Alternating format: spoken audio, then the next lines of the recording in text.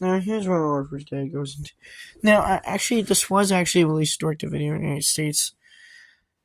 Now, although Orphan and Minimoys was incredibly quite successful in France, internationally it did not do very well, particularly in the United States, whereas Recut is Orphan and Invisibles, where the Recut version was heavily criticized for a lot of changes to the original version. And adding in such as humor, adding in some really humor, and attempt to make it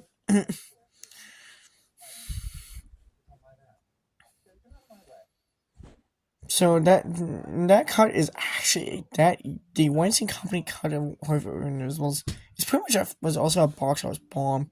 It's also largely out of print. With the only way he has for a DVD re-release in 2020, a few DVD re-releases over the years, it's pretty much effectively out of print. So it's extremely hard to come by these days. Of course, now here's where I'm cleansing them up. Now, after Orphan and Invisibles tanked at the US box office, when it came to sequels, even though they were released theatrically in France, though they made less money than the first films, in the United States they went straight to video. Both of them went straight to video. In fact, in UK and Ireland, they were just combined in one feature called Orphan the Great Adventure to a single feature, which is heavily criticized by fans for turning both films into an incomprehensible mess because they're just switching between cut scenes from the film. Basically, just giving it like one sequel.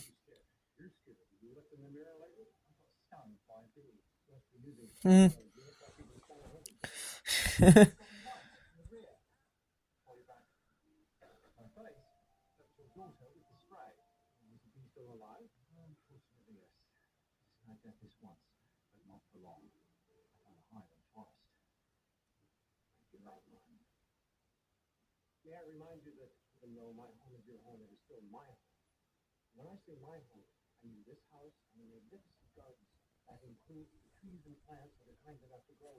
Now, basically, it's now